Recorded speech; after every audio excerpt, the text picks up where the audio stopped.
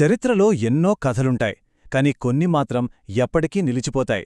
ఎందుకంటే అవి కేవలం పాత కథలు కాదు, మన ఈనాటి సమస్యలకు కూడా దారి చూపిస్తాయి. సరిగ్గా అలాంటి ఒక కథనే ఈరోజు మనం చూడబోతున్నాం, మోషే కథ. అయితే దీన్ని మతపరమైన కోణంలో కాకుండా ఒక లీడర్షిప్ కేస్ స్టడీగా చూద్దాం. అంటే ఒక పెద్ద సంక్షోభం వచ్చినప్పుడు ఒక లీడర్ ఎలా పుడతాడు, ఎలా నిలబడతాడు, ఆ ప్రయాణాన్ని విశ్లేషిద్దాం.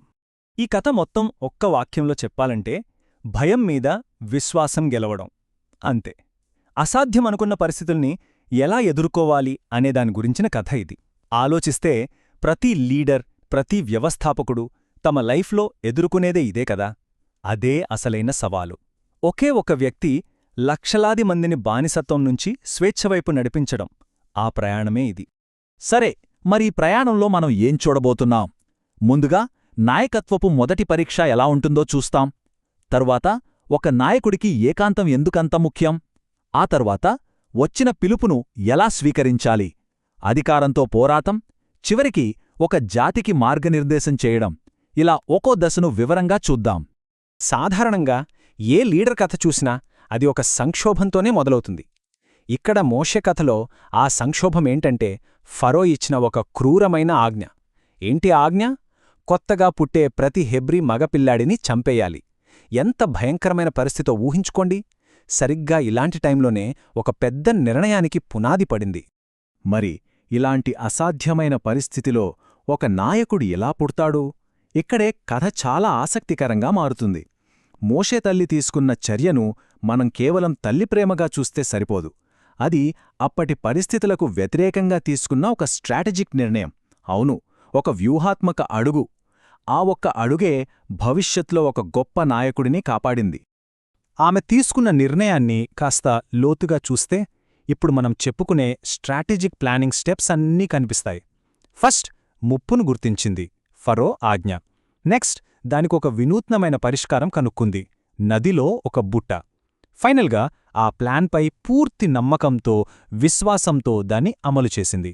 ఆమె కేవలం రియాక్ట్ అవ్వలేదు, పరిస్థితిని తన చేతుల్లోకి తీసుకుంది. ఆ ధైర్యం, ఆ విశ్వాసం, ఆ వ్యూహమే తన కొడుకు ప్రాణాల్ని, ఆ తర్వాత ఒక జాతి భవిష్యత్తునే కాపాడాయి. అయితే ఆ ప్లాన్ రిజల్ట్ ఎలా ఉందో తెలుసా? నిజంగా ఊహించలేనిది. ఒక రకంగా చెప్పాలంటే అంతిమ వ్యంగ్యం. ఎవరైతే ఆ పిల్లల్ని చంపాలని చూస్తున్నాడో సరిగ్గా అదే శత్రువు, అంటే ఫారో ఇంట్లోనే మోషే పెరిగాడు. ఫారో కూతురే అతన్ని పెంచింది. ఇది మనకేం చెబుతోంది? నాయకత్వం అనేది ఎక్కడైనా పుట్టొచ్చు. ఎంత వ్యతిరేకమైన పరిస్థితుల్లో అయినా సరే అది పెరగగలదు. సరే, ఇప్పుడు మోషే జీవితంలో మరో కీలక దశను చూద్దాం.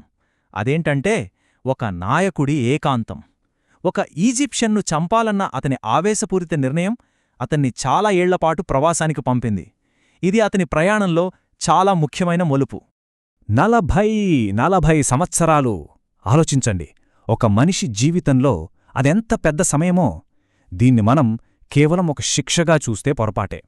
నిజానికదొక నాయకుణ్ణి తయారుచేసే ఒక ట్రైనింగ్ పీరియడ్ లాంటిది.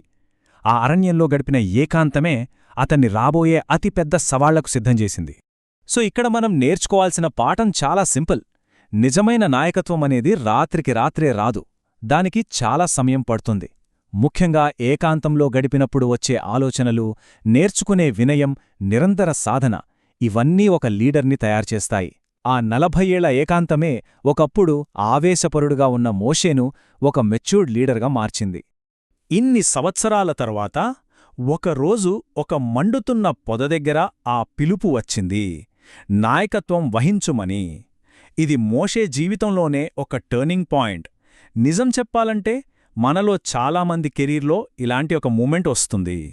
ఒక పెద్ద బాధ్యతను స్వీకరించుమని అడిగినప్పుడు అప్పుడు ఎలా అనిపిస్తుంది? ఆ పిలుపు రాగానే మోషే ఏమన్నాడో చూడండి. ప్రభూ, నాకు సరిగ్గా మాట్లాడటం కూడా రాదు. ఇది అతనిలో ఉన్న స్వీయ సందేహం. ఈ రోజుల్లో మనం దీన్నే ఇంపాస్టర్ సిండ్రోమ్ అంటున్నాం. అంటే ఒక పెద్ద పని మన ముందున్నప్పుడు అయ్యో నేను దీనికి అర్హుణ్ణి కాదేమో అని మనకు మనమే అనుకోవటం. కాని ఆ సందేహానికి సమాధానంగా నేను నీతో ఉన్నాను అనే భరోసా వచ్చింది. ఆ ఒక్క మాటే అతనికొక యాంకర్లాగా, ఒక లంగరులా పనిచేసి ధైర్యాన్నిచ్చింది. ఇప్పుడు అసలైన పోరాటం మొదలవుతుంది. ఈజిప్టుకు తిరిగి రావడం, ఫారోని ఎదుర్కోవడం. ఇదొక లీడర్కి అస్సలైన టెస్ట్. అతని సంకల్పానికి, అతని ధైర్యానికి, అంతకు మించి తనకన్నా ఎంతో శక్తివంతమైన ప్రత్యర్థిని ఎలా డీల్ చేస్తాడో అనడానికి ఇదొక అగ్నిపరీక్ష. ఫెరో అస్సలు వినలేదు. అప్పుడు మొదలయ్యాయి 10 తెగుళ్ళు. ఒకదాని తర్వాత ఒకటి. నీరు రక్తంగా మారడం, కప్పలు, చీకటి, చివరికి తొలి సంతానం మరణం. వీటిని కేవలం దైవ శిక్షలుగా చూడొద్దు. ఒక లీడర్షిప్ కోణం నుంచి చూస్తే ఇదొక ఎస్కలేషన్ స్ట్రాటజీ.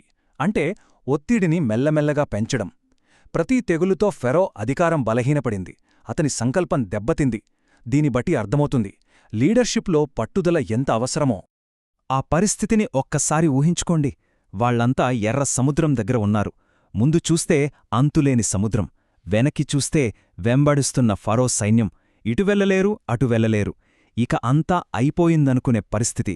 ఒక లీడర్కి, అతని ప్రజలకి ఇంతకంటే పెద్ద పరీక్ష ఉంటుందా? అలాంటి భయంకరమైన సంక్షోభంలో ముందు దారి కనపడనప్పుడు ఒక లీడర్ ఏం చెయ్యాలి? మోషే చేసింది అదే. భయపడకండి అన్నాడు. ఆ ఒక్క మాట చాలు ప్రజల్లో ఉన్న భయాన్ని పారదోలి విశ్వాసాన్ని నింపడానికి, అసాధ్యమనిపించేదాన్ని కూడా సాధ్యం చెయ్యొచ్చనే నమ్మకాన్నివ్వడానికి. ఒక లీడర్కి ఇంతకన్నా ముఖ్యమైన పనేముంటుంది? ఆ తర్వాత ఏం జరిగిందో మనందరికీ తెలుసు. సముద్రం రెండుగా చీలింది. ప్రజలంతా ఆరిన నేలమీద నడిచి వెళ్లారు.